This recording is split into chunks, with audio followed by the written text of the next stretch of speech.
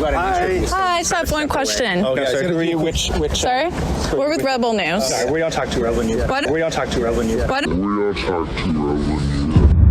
Hey there, welcome back to Moose on the Loose. My name's David. Today, we've got a jam-packed episode here where Jagmeet is asked the question we all want to ask him. He is asked if his golden pension is worth more than Canadians' health, suffering, Canadian lives. He's asked point blank. We've also got Mark Holland popping his top. More sound bites out of that lunatic. We've got some other clips. Let's jump into this. First off, we're going to start with this clip here with Mark Holland. He's questioned about his loyalty to Trudeau, basically. He's questioned whether Trudeau should step down or not. His answer places him very clearly in which camp he's in. But Minister, you were saying that Canadians care about dental care and pharmacare. In that riding, though, one of the main reasons a lot of people pointed to for why they voted, they said that Prime Minister Justin Trudeau shouldn't stay on as leader. Do you think he should stay on as leader?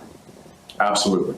I think the Prime Minister is a person of extraordinary integrity, who's carried this nation through some incredibly difficult times. How concerned are you that more voters are not thinking the way that you are? Actually, the majority in polls are showing that they think that your party would be better off without Justin Trudeau at the helm. Well, look, the day before I was nominated in 2004, people said, why are you running? There are going to be 250 Liberals elected under Paul Martin. You're going to be one of a countless number of MPs. There's no point in going. The day after my nomination, the news cycle changed, polls changed, and people said, why are you running? You can't get elected. In 20 years of politics, I've learned people like to pretend they know what's happening. They have no idea. No one has any idea what's happening a week from now. I think we spend entirely too much time prognosticating about things we have no knowledge of. Man, this guy is pretty rich. Considering his responsibilities with the MAID program, with the dental program, all that stuff, and how bad he's delivered on those programs. This guy's a full-on Trudeau butt sniffer. I wonder what's waiting for him on the other side or in another country. Where does that loyalty come from? That's what we really need to ask. Wonder how much Trudeau paid him to say that. This one single line here. Prime Minister is a person of extraordinary integrity, who is carried. Integrity. You know what, Mark Holland, when the whole member of parliament thing here doesn't work out for you, you can probably go into comedy with that bit. Next up, we have another one of Mark Holland. He's all over the map. So I'll point out here what Son of a Bench has written. It says, Mark Holland says something truthful. We were elected to do a job, and we are not doing it. He says that here. Just listen for that. I don't think it's where people are at. I don't think people want to talk about, hypothetically, 16 months from now, what government might be there. They're like, I'm hurting now. I need service now. I don't have care now. What are you doing?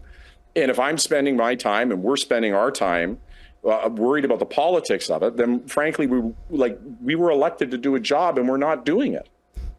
There'll be an election in 16 months. At that time, there'll be an opportunity to have these political conversations about who's right to lead the country.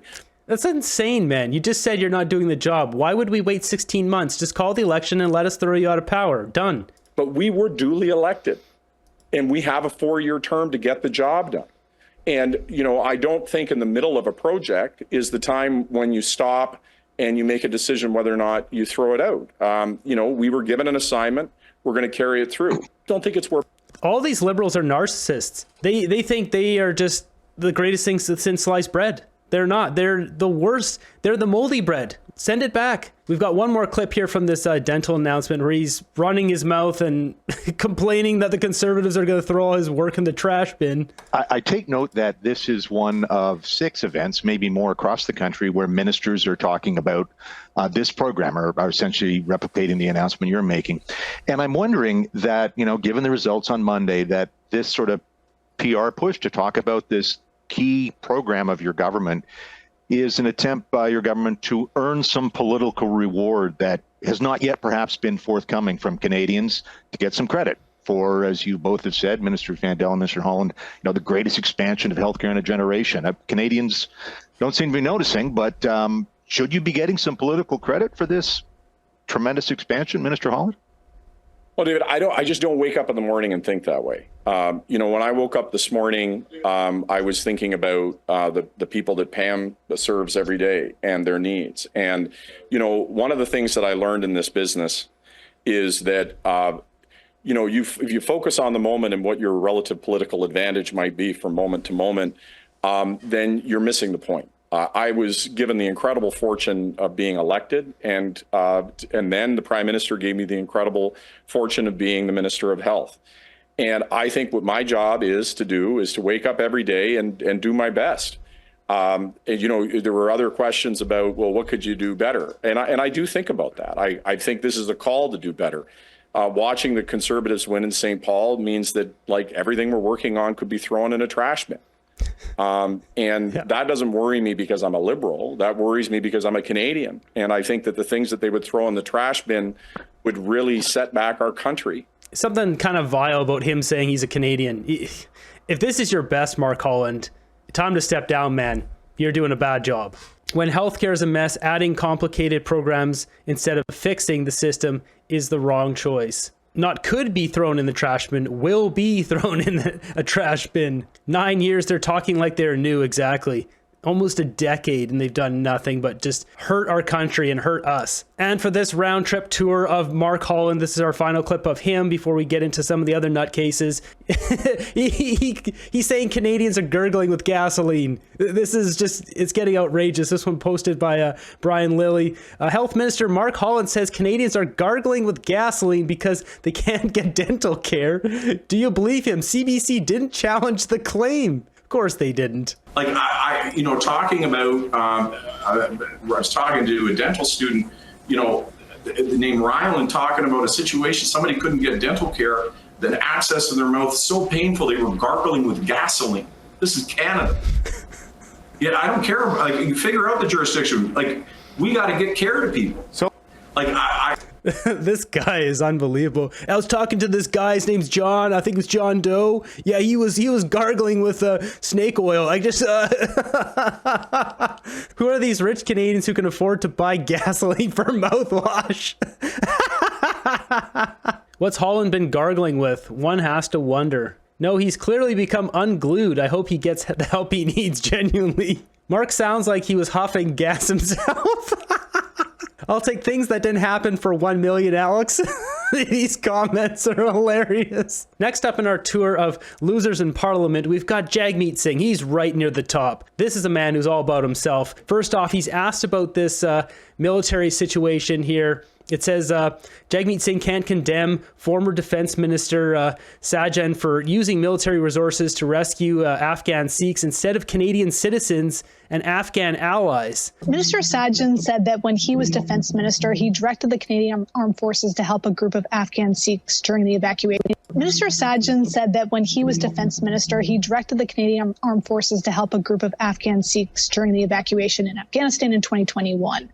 And that he relayed information to the military about how to rescue them. Is that appropriate for the Minister of National Defense to have done that? The scenario around what he did or didn't do, I mean, we just take a step back and look at the overall actions of the Liberal government, of the minister, of the Prime Minister when it comes to Afghanistan. It was a massive failure. Like, there were so many levels of failure there.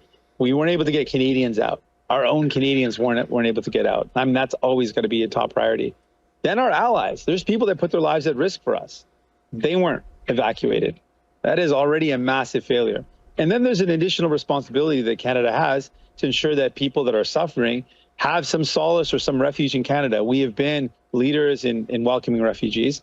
But from your perspective, is it appropriate or not for the Minister of Defense at that time to be getting involved to try and help out Afghan Sikhs get to Canada? The specific, I don't know enough of details about the specifics of what Minister Sajjan did or didn't do, but I can tell you that the Liberals failed. They failed miserably, and it hurt people. I take no joy in pointing out this failure because Canadians suffered as a result. We saw that our allies suffered as a result. And minority communities that were at threat, women, minority religious communities, all who were at a threat because of the Taliban. No one was safe when the Taliban regime was coming in, and they all failed. And so I'm very critical of the minister and of the Prime Minister of their failed response to this serious crisis. And the result of that crisis was many lives were put in deep jeopardy. I was waiting for Jagmeet there to break out and to start blaming big corporations. When it comes down to it, I think we're at the point where we should probably really consider members of parliament need to be born in Canada and only have single citizenship in Canada, not dual, triple, whatever citizenship all around the world. Otherwise, you get people serving their own interests in other countries versus what's best for Canada. Clearly, he is a traitor. We have nothing but traitors in this government under the Liberal NDP coalition. Anne Marie saying it straight. What is this? Somebody posted Jagmeet. What amazes me the most is almost every MP in this Liberal Party has been caught doing something corrupt over the last decade, and there never seems to be any consequences. Why? Liberals would be all over another party if they were as corrupt. Exactly. We should be putting half of these Liberals in jail, at least. Next up, we have this beauty of a clip where Rebel News questions Jagmeet and grills him on his golden pension. Hi, I just have one question. Okay, so who are you? Which? Sorry?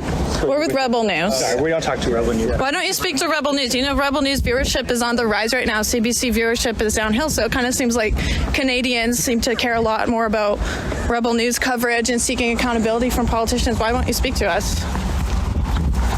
Sorry. Thank you very much, though. Thank you. It doesn't seem like the Liberal government's doing a pretty good job right now. Cost of living's on the rise. You yourself admitted to foreign interference. We're good, thank you. So why do you continue to support them? Take care. Is your pension more important than the lives of Canadians? Your pension that you'll be receiving next year, $1.2 million? Mr. Singh, why do you continue to support Justin Trudeau and Canadians? You know Canadians aren't happy with Mr. Trudeau. Why do you continue to support him? You yourself are not happy with Trudeau. Nothing. Mr. Singh, what's more important, your pension or the lives of Canadians? Jonathan? Tell me, sir, what's more important, your pension or Canadians? That is embarrassing. That is so bad. Like, refusing to talk to people. It doesn't matter if you're from Rebel News or for just some guy down the street or if you're CBC, whatever. They should be talking to everyone.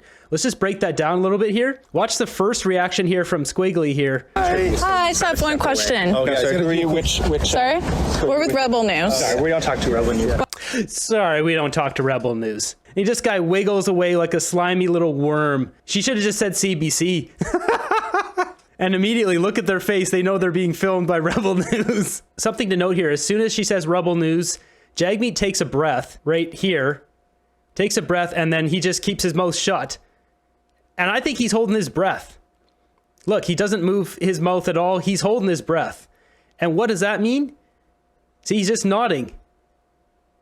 And then look, here comes a smile. It's a typically people don't hold their breath while they're walking. Holding your breath is a fight or flight instinct from long ago that's not really needed nowadays, but that basically increases your blood oxygen levels. It's prepping you to either fight or flight, run away. In the case of modern society, holding your breath will help reduce your heart rate and deal with more stressful situations if you're feeling fear, which works exactly the same in caveman days. The cavemen would hold their breath, they would increase their blood oxygen levels, lower their heart rate, they're ready to go. They're sharp, they're clear. In the case of Jagmeet here though, he holds his breath all the way till here, and then he has to break a smile. He's feeling very uncomfortable, and he's masking that with the traditional politician. Let's just smile through this awkward moment. He's looking around. He doesn't want to look at the camera. He's looking down. And if we take a look at Squiggly here, he immediately pulls out his phone. He's like, oh yeah, I have to check something on there. Let's look real busy and just pretend she doesn't exist. This is disgraceful. You're paid hundreds of thousands of dollars. You have to address people asking you questions, right? So they go to the car. He pulls off his jacket. I don't know if he always does it, if it's more comfortable or if he's still holding his breath and it's easier to breathe. I don't know what his routine is, but these two should be ashamed of themselves, right? And the same goes for Jagmeet here. He's fiddling on his phone, pretending this guy doesn't exist. He asked him in a very nice manner. He was very straight up, you know, like, why are you still propping up Trudeau? Like, this was not rude. This was very straightforward. He could just said, you know what? I think that's what's best for Canada or whatever. Say something. This is insulting. I feel offended just watching this and him just not acknowledging him as a human. Jagmeet will never be a leader. No seatbelts. Arrest that man and his driver. Couldn't answer an honest question to save their lives. He's 100% coward. It's his pension. I knew someone who got into federal MP. The pension would be the greatest gratitude. Politicians won't speak to you, Rebel News, because you ask about accountability. Next up, we got a clip here of just before he walked out of the event. Jagmeet is asked about his failed numbers with the Toronto by-election and why they're lower. Guess who he blames? I wanted to ask you about Toronto St. Paul's. Why do you think your party had a lower score than in 2021 this time? Well, I think what that by-election showed is how frustrated Canadians are with Liberals, really. This is a clear message that people are frustrated, like Claire was saying, at the doorsteps. We hear this again and again. Things are getting worse, not better. The Liberals have had 9 years to make improvements, and they haven't. And so now people have a real choice, and that choice is going to be between Conservatives who want to cut and gut the services that people. So he's just going to go on to ramble. This guy is such a disgrace. Next up, we've got Jenna Sudds, another one of Trudeau's failed ministers, talking about whether he should step down or not. Is the Prime Minister the right person, the current Prime Minister, Justin Trudeau, the right person to lead your party in the next election? Well, as I've just outlined, the many programs that have been underway over the last number of years, those programs were spearheaded by our Prime Minister, by his vision, by his dedication to Canadians. And the impact of those programs is phenomenal. I have the opportunity to speak with people here in Canada and across the country on a daily basis. And it's important, again, that we take stock of that progress, but we also give credit where credit is due. And our Prime Minister has been steadfast in his leadership, in his commitment to leading this country through difficult times. And as we demonstrate here today, when we can point to 200,000 Canadians who've been able to access free dental care in just a few months of time, you know, this is just one proof point of what I believe his leadership has been able to accomplish. And I continue to stand with him and my colleagues and believe wholeheartedly that we are the party to continue to lead this country with our Prime Minister. Wow. Did she just say Justin Trudeau led our country through hard times? He's created the hard times. He's quite literally created the problems that we have, and he's not leading us through it. He's making them worse. All these people are the same, just a bunch of lying losers. Why is she so loyal to him? What is it? What deal does he have with you? What deal does he have with all of you? Something stinks here. The MPs are as pathetic as their leader. Weak doesn't begin to describe him. Remember him hiding in an undisclosed location when the truckers came to town? Yeah. Wackos. Next up, we got this clip here posted by National Citizens Coalition about the immigration situation in Canada. It says the Liberals have made the choice to break an immigration system that was once the envy of the world. Why is that? We know our diversity is our strength. Immigrants have built the Canada we know today, and supporting newcomers isn't just the right thing to do, it's the smart thing to do. Just how smart is Justin Trudeau's immigration policy? Statistics Canada runs a real-time population clock, crossing the 40 million people threshold to the 41 million people threshold in just 9 months. Trudeau isn't fixing the problem. He's making it worse and acting as if he's, Inspector Clouseau trying to find the culprit. Internal documents obtained by the Canadian press show federal public servants warned the government 2 years ago about the potential downside to allowing record number immigrants into the country. The deputy minister, along with others, was warned in 2022 that housing construction had not kept up with the pace of population growth. The federal government ultimately increased the number of new permanent residents to 500,000 in 2025. An increasing number of people in this country are giving up the dream of owning a home. Canadians are seeing some of the highest rent prices on record. Tenants across this country struggle to afford skyrocketing rent and face evictions. The numbers are stark. The reality is grim. A record number of people are experiencing homelessness in and around Metro Vancouver. These tent cities, commonly referred to as Trudeau towns, can be found in cities large and small. Tackling the housing crisis just got a lot harder, and not for the reason you'd think. The latest culprit? A statistical error. I believe that we are undercounting the number of non-permanent residents in Canada by roughly 1 million. Just before Christmas, as questions were being raised about this in the House of Commons, Trudeau was warning, don't become anti-immigrant, don't become xenophobic. It's not about xenophobia. We don't care where people are coming from. You don't bring in 1 million people in the middle of a housing shortage crisis where we don't have enough family doctors and say you're fixing the problem.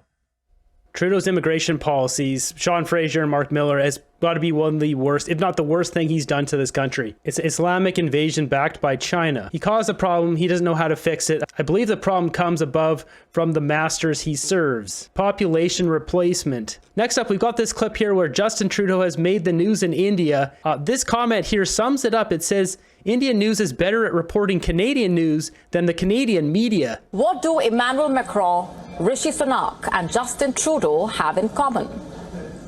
They are all thinking in one way or the other. They are all facing wrath and contempt, defeat and oblivion. It is a dangerous mix and certainly not a great place to be in. That Rishi Sunak is sinking has been the story for a while now. In fact, things have only been getting worse for him. What about Justin Trudeau?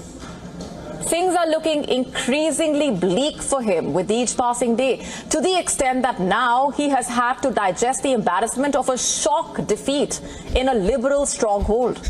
It's a major setback that has left the Canadian Prime Minister red-faced. Not just that, what's worse for him is that this could mean a potential Liberal wipeout at a future general election. And what's even more embarrassing for Trudeau to deal with is that he had travelled himself to the seat to try and ramp up support. But to no avail, it seems. And this is a seat that the Liberal Party has held since 1993, by the way, 1993. So this defeat must have hurt really bad. The Conservatives, you see, are making the most of the moment. In fact, they have called for a snap general election. Pierre Poilievre, the Conservative leader, said that they had inflicted a shocking upset on the Canadian leader. He said Trudeau cannot go on like this. Well, he does have a point here.